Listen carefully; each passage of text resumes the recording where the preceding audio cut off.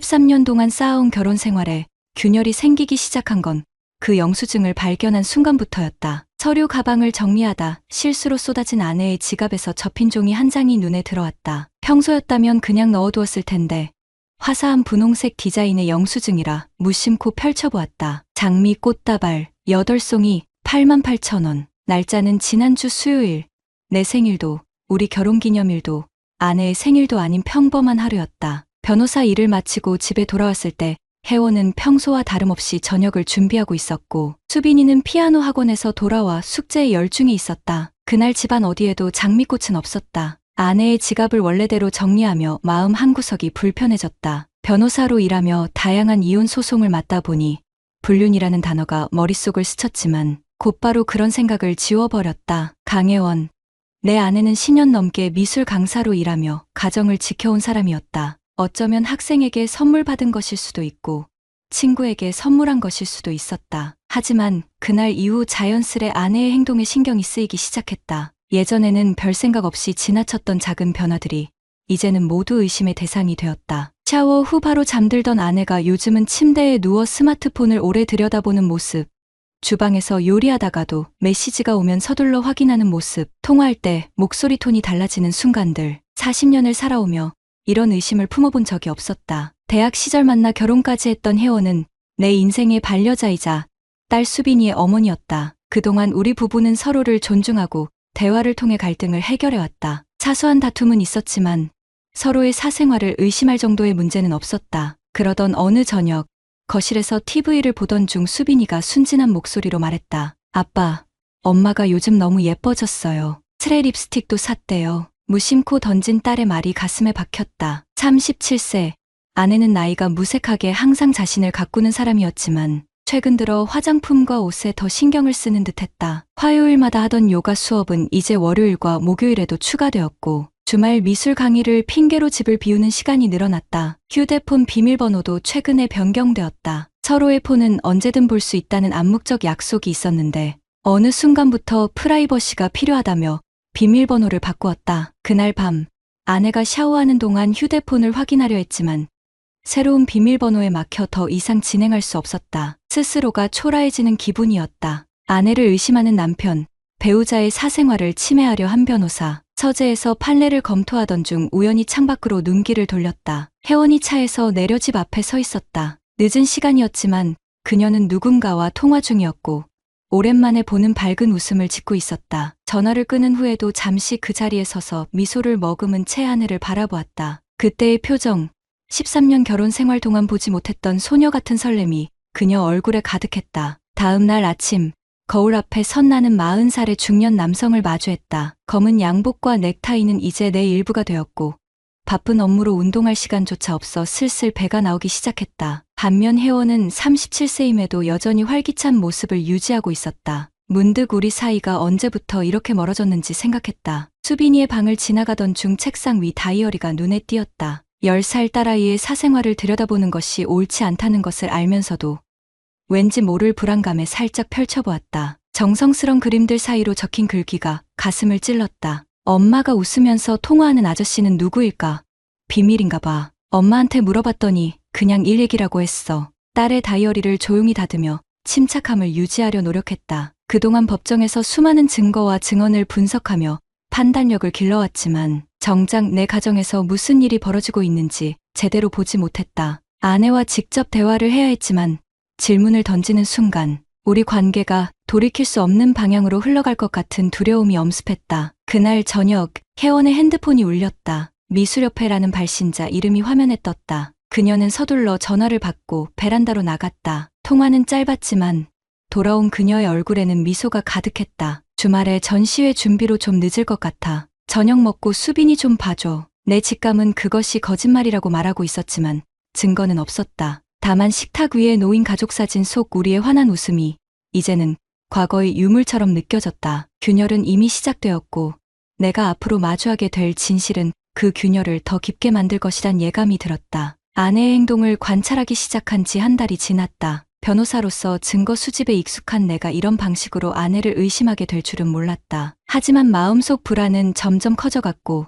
혜원의 변화는 더욱 뚜렷해졌다. 우연히 공동 계좌의 카드 내역을 확인하던 중 낯선 결제 내역들이 눈에 들어왔다. 평소 즐겨 찾지 않던 강남의 고급 카페와 와인바, 그리고 내가 한 번도 가본 적 없는 레스토랑들, 모두 회원의 미술 수업이 없는 시간대에 결제된 것들이었다. 특히 눈에 띄는 건 2명의 와인 세트와 코스 요리였다. 아내는 평소 와인을 즐기지 않았다. 의심이 확신으로 변해가는 과정은 생각보다 빨랐다. 회원의 옷장을 열어보니 새로 산 듯한 원피스와 블라우스들이 걸려 있었다. 평소 실용적인 옷차림을 선호하던 그녀가 언제부터 이렇게 화려한 스타일에 관심을 가졌는지 의아했다. 옷태그에는 내가 알지 못하는 부티크 이름이 적혀 있었다. 침대 밑 서랍에서는 새 향수 2병을 발견했다. 결혼 후 단 한 번도 향수에 관심을 보이지 않던 아내였는데 이제는 은은한 꽃향기가 그녀를 따라다녔다. 마치 새로운 정체성을 만들어가는 듯했다. 혼란스러운 마음을 달래기 위해 퇴근 후 가끔 맥주 한 잔을 마시게 되었다. 그날도 동네 술집에서 혼자 생각에 잠겨 있을 때였다. 직장 후배 김 변호사가 우연히 들어와 내 옆자리에 앉았다. 선배님,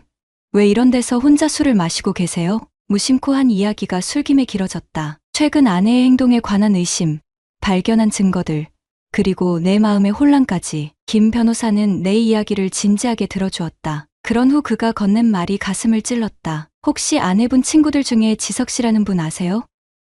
지난번에 선배님 부부랑 같이 식사했던 그 사업가요. 순간 머릿속에 윤지석의 얼굴이 떠올랐다. 혜원의 대학 동창 민지의 남편이었다. 지난달 부부 모임에서 만났을 때 그는 사업 확장으로 바쁘다며 자리를 일찍 떴었다. 그날 혜원도 두통을 핑계로 일찍 귀가했다. 지난주에 강남 쪽 레스토랑에서 우연히 봤어요. 선배님 아내분이랑 같이 있더라고요. 당연히 선배님도 함께일 거라 생각해서 인사드리려 했는데 둘이서만 식사 중이었어요. 그 말을 들은 순간 온몸에 한기가 돌았다. 김 변호사는 그저 우연히 본 장면을 이야기한 것뿐이지만 나에게는 결정적인 증거를 얻은 셈이었다. 집으로 돌아오는 택시 안에서 온갖 생각이 머릿속을 스쳐 지나갔다. 윤지석, 39세. 최근 IT 벤처 사업으로 성공한 그는 언제나 자신감에 찬 모습이었다. 반면 나는 매일 같은 양복을 입고 같은 서류 가방을 들고 법정과 사무실만 오가는 지루한 중년 남편이었다. 집에 도착하니 혜원은 이미 잠들어 있었다. 책상 위에는 내일 재판 준비를 위한 서류들이 가지런히 놓여 있었고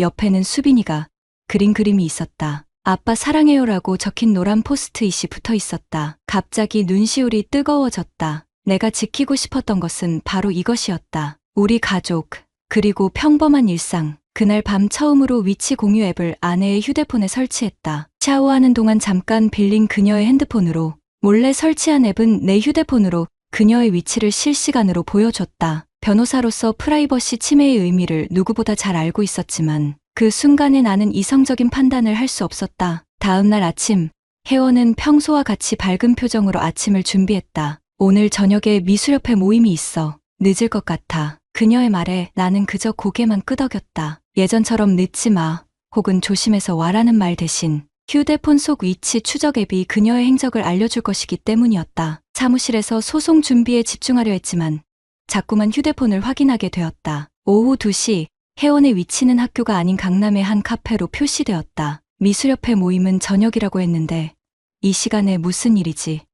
심장이 빠르게 뛰기 시작했다. 잠시 후 그녀의 위치가 백화점으로 이동했다. 2시간 동안 그곳에 머문 후 다시 학교로 돌아갔다. 잠시 안심했지만 저녁 시간이 다가올수록 불안은 다시 커져갔다. 어쩌면 내 의심이 모두 오해일지도 모른다는 생각도 들었다. 하지만 직감은 무언가 잘못되고 있다고 경고하고 있었다. 저녁 7시, 혜원의 위치는 미술협회가 아닌 청담동의 한 레스토랑으로 표시되었다. 참을 수 없는 충동에 휘말려 나는 사무실을 나섰다. 택시를 타고 그곳으로 향하면서도 내가 무슨 짓을 하고 있는지 자책했다. 하지만 이대로 모른 척할 수는 없었다. 레스토랑 앞에 도착했을 때 창문 너머로 그들의 모습이 보였다. 혜원과 윤지석, 창가 자리에 앉아 와인을 마시며 대화를 나누고 있었다. 윤지석이 무언가 말하자 혜원은 환하게 웃었다. 그리고 테이블 위로 뻗은 윤지석의 손이 아내의 손을 감쌌다. 그 순간의 친밀함은 단순한 친구 사이라고 변명할 수 없는 것이었다. 숨이 막혀왔다. 가슴 한구석이 무너져 내리는 듯했다.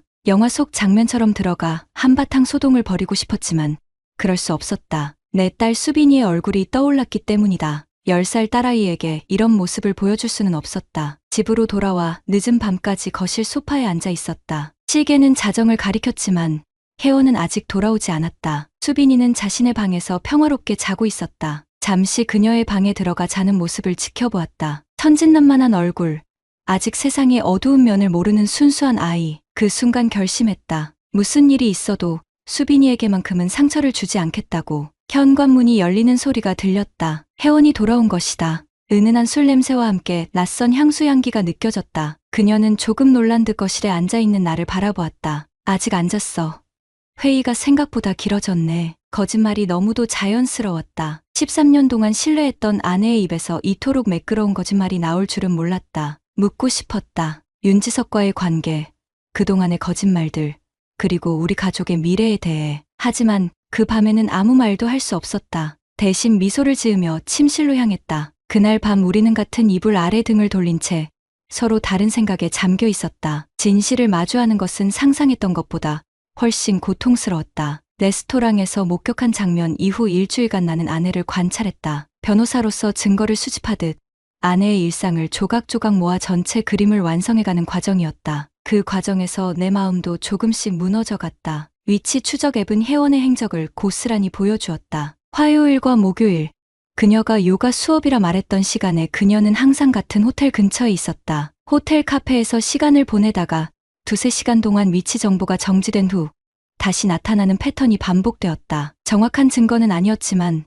내 법조인 경험으로는 충분한 정황이었다. 혜원의 메시지를 확인하고 싶었지만 비밀번호가 가로막고 있었다. 대신 통화 기록을 살펴보니 특정 번호로의 빈번한 통화가 눈에 띄었다. 그 번호는 연락처에 저장되어 있지 않았지만 통화 시간대는 항상 아내가 외출하기 전이나 귀가 후였다. 사무실에서 주변 정리를 하며 우연히 작년 부부 모임 사진을 발견했다. 윤지석과 그의 아내 민지, 그리고 우리 부부가 함께 찍은 사진이었다. 넷이서 환하게 웃고 있는 모습이 낯설게 느껴졌다. 그 당시만 해도 우리는 평범한 친구 부부였다. 언제부터 그들의 관계가 달라졌을까? 지석은 최근 IT 벤처 사업으로 성공한 인물이었다. 항상 최신 트렌드를 따르는 옷차림과 여유로운 태도는 매일 법정에서 같은 양복을 입는 나와는 대조적이었다. 혜원이 그에게 매력을 느끼는 이유를 상상하기는 어렵지 않았다. 젊었을 때 미술을 전공했던 혜원에게 나의 안정적이지만 지루한 법조인 생활은 답답하게 느껴졌을지도 모른다. 용기를 내어 윤지석의 아내 민지에게 연락했다. 점심을 함께 하자는 제안에 그녀는 흔쾌히 응했다. 민지를 만나면서 양심의 가책이 들었다. 그녀에게 진실을 말해야 할까?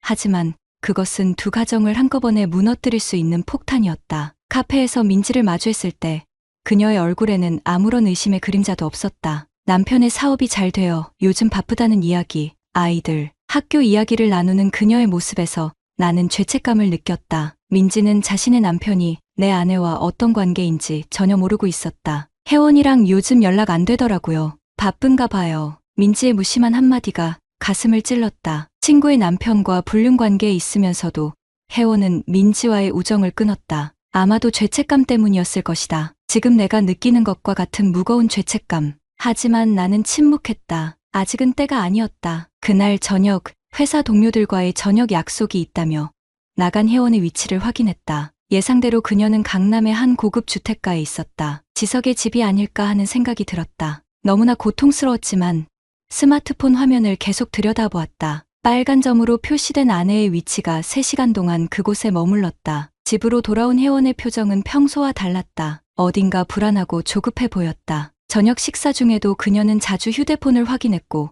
메시지가 오자 화장실로 들어가 통화를 했다. 돌아온 그녀의 얼굴에는 창백함이 감돌았다. 민지한테 연락 왔어. 무심코 던진 질문에 혜원의 표정이 굳었다. 잠시 침묵 후 그녀는 고개를 저었다. 아니, 오랫동안 못 만났어. 수빈이가 학교에서 있었던 일을 제잘거리는 동안 내 머릿속은 오늘 민지와의 만남을 혜원에게 말해야 할지 고민하고 있었다. 하지만 수빈이 앞에서 그런 이야기를 꺼낼 수는 없었다. 우리 부부의 문제가 아이에게까지 상처를 주길 원치 않았다. 그날 밤 수빈이가 잠든 후 혜원의 서랍을 뒤졌다. 변호사인 내가 이런 행동을 하게 될 줄은 몰랐다. 그곳에서 작은 종이 뭉치를 발견했다. 호텔 영수증이었다. 날짜는 지난 목요일, 요가 수업이 있던 날이었다. 영수증 뒷면에는 손글씨로 쪽지가 적혀 있었다. 다음 주에도 같은 시간에 그리워할 거야.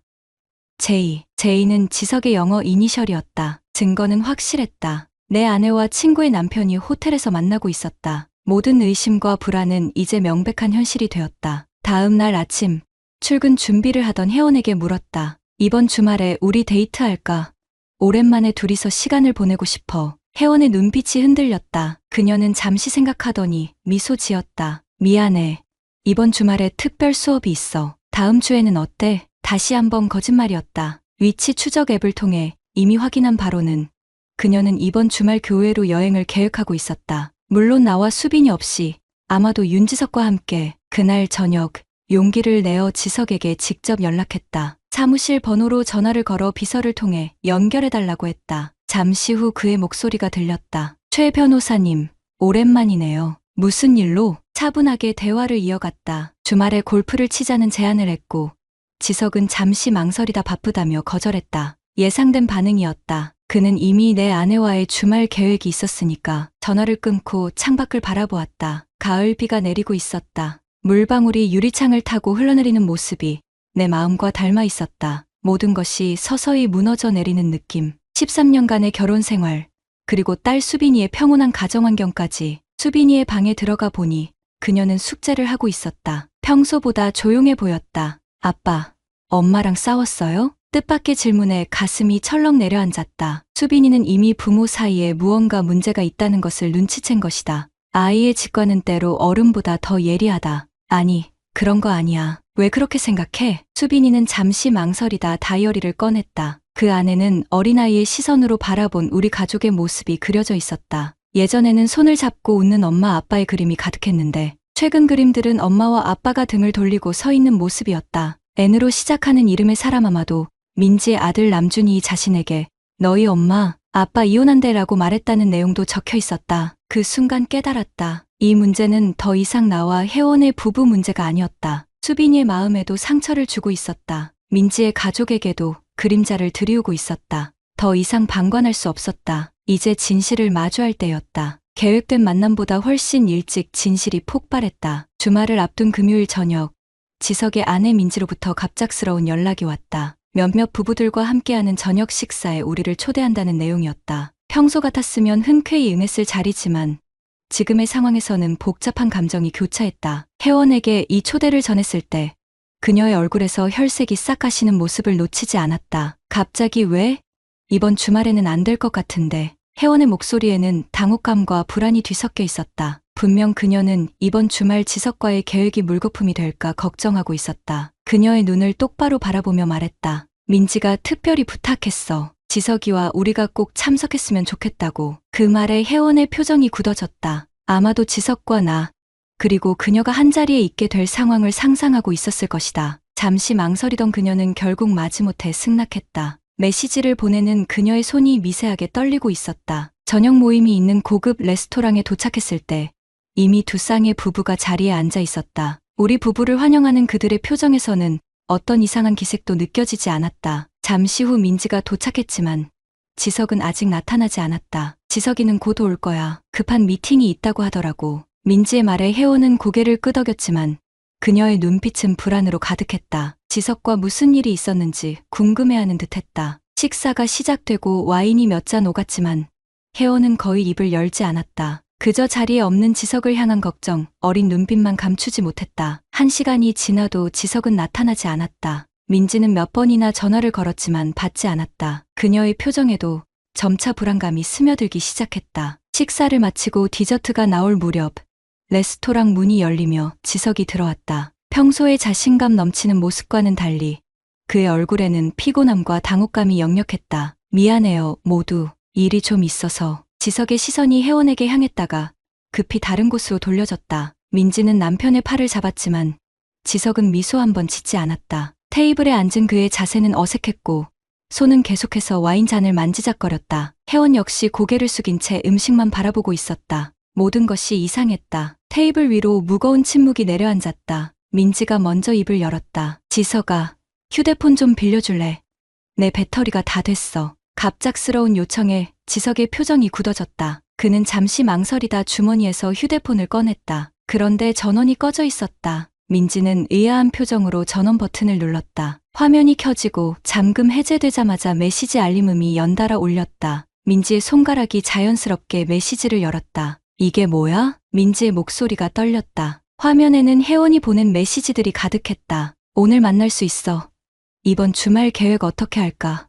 도윤이가 의심하는 것 같아. 조심해야 해. 그리고 마지막 메시지는 오늘 저녁 직전에 보낸 것이었다. 민지가 저녁 모임을 제안했어. 어떻게? 테이블 위로 폭탄이 떨어진 것 같았다. 민지의 얼굴이 창백해졌고 지석은 말을 잇지 못했다. 혜원은 고개를 푹 숙인 채 떨고 있었다. 다른 부부들은 어색한 침묵 속에서 서로 눈빛을 교환했다. 그러니까 너희 둘이. 민지의 목소리가 갈라졌다. 그녀의 눈에는 이미 눈물이 고여 있었다. 지석은 아내의 손을 잡으려 했지만 민지는 그의 손을 쳐냈다. 레스토랑 안의 모든 시선이 우리 테이블로 향했다. 내 안에 쌓였던 분노가 한순간에 폭발했다. 지석의 셔츠 깃을 움켜쥐고 벽으로 밀쳤다. 평소에 나답지 않은 행동이었지만 그 순간에는 이성적인 판단이 불가능했다. 지석은 저항하지 않았다. 오히려 그의 눈에는 체념의 빛이 어려 있었다. 미안하다. 정말 미안해. 그의 사과는 공허하게 울렸다. 주변 사람들이 우리를 말리려 했지만 이미 상황은 통제불능이었다. 민지는 테이블에서 일어나 혜원에게 다가갔다. 친구의 얼굴을 바라보는 그녀의 눈에는 배신감과 분노, 그리고 깊은 상처가 담겨 있었다. 어떻게 이럴 수 있어?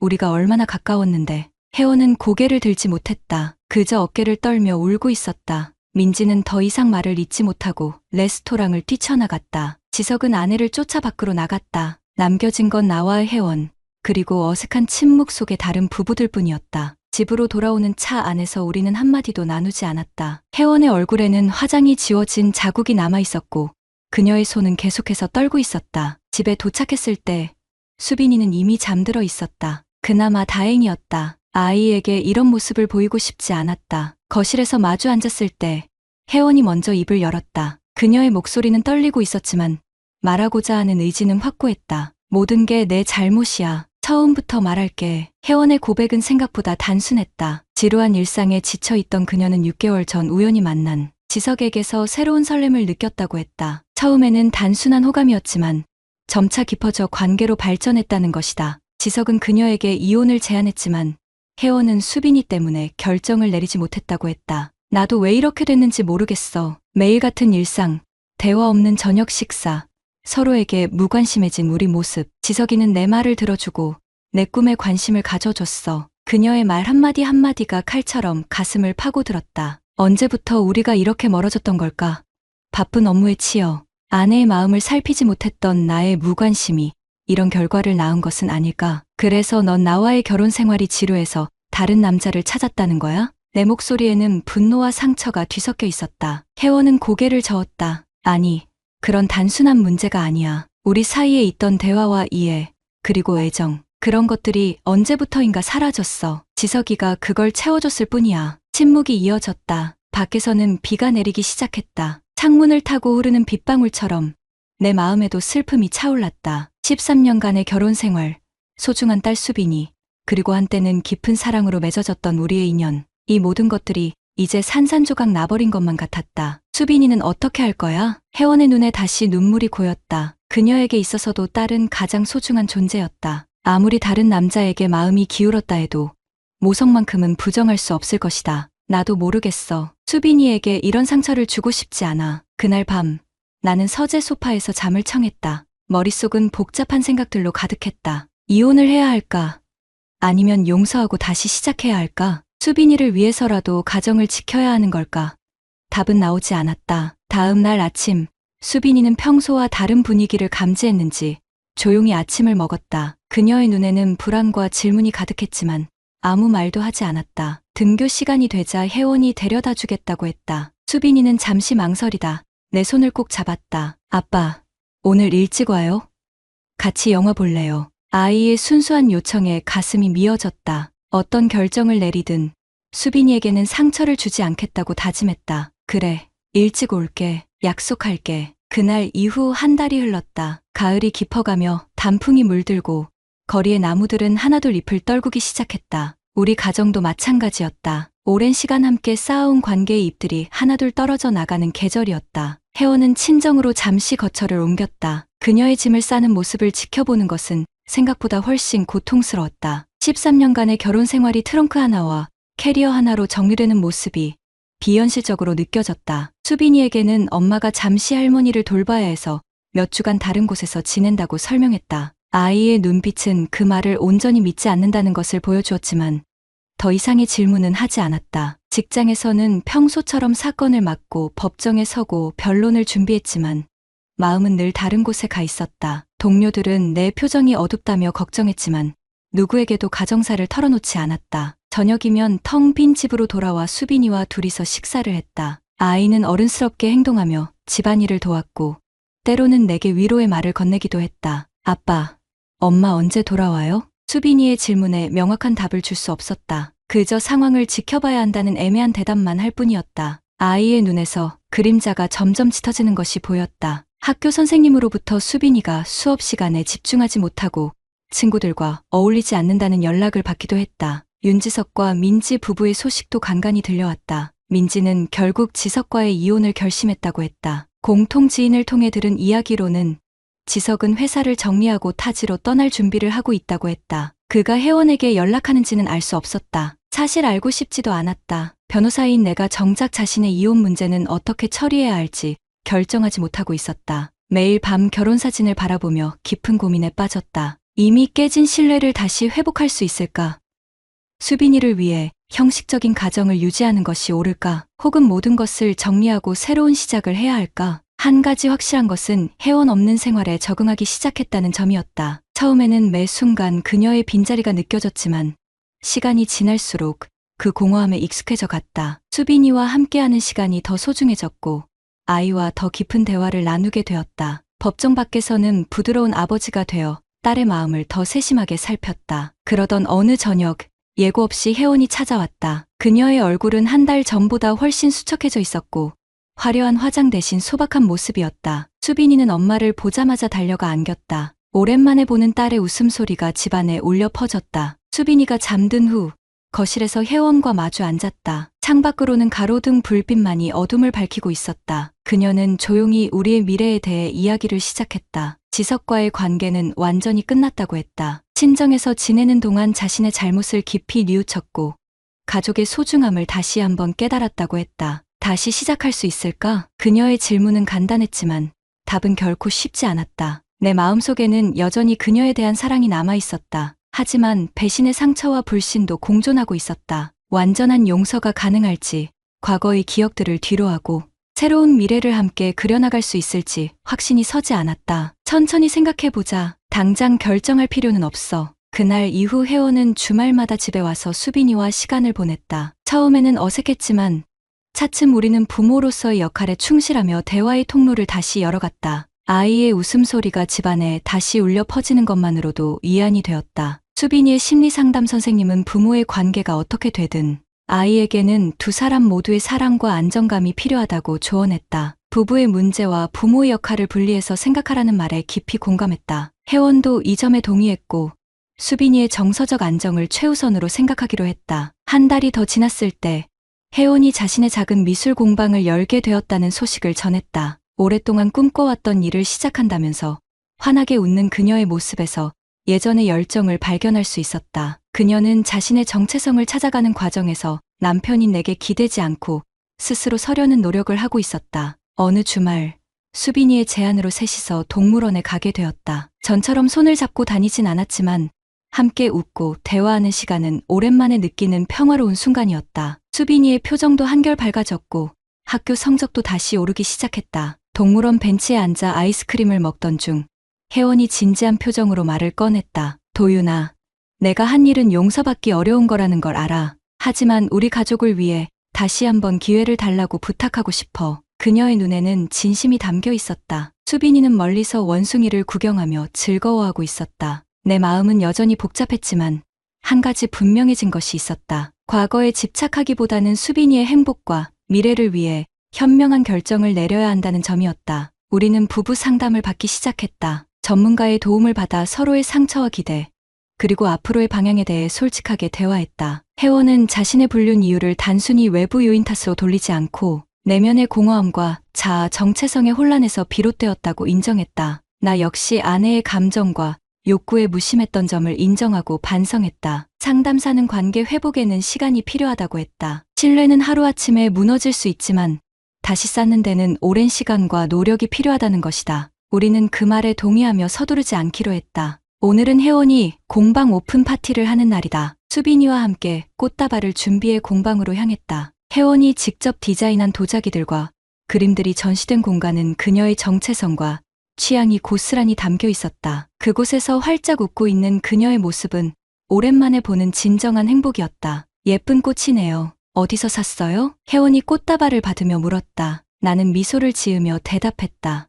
우리 동네 꽃집이야. 영수증 필요해? 우리는 서로를 바라보며 웃었다. 그 작은 농담에는 지난 상처를 뛰어넘으려는 의지가 담겨 있었다. 수빈이는 엄마의 작품들을 구경하며 즐거워했고 지인들의 축하 속에 파티는 성공적으로 진행되었다. 결혼 반지를 다시 끼게 될지 혹은 완전히 다른 길을 걷게 될지는 아직 모른다. 하지만 한 가지 확실한 것은 이제 우리는 과거의 실수에서 교훈을 얻고 더 성숙한 관계를 향해 나아가고 있다는 점이다. 수빈이를 위해서가 아니라 우리 자신의 행복을 위해서 말이다. 돌아오는 길.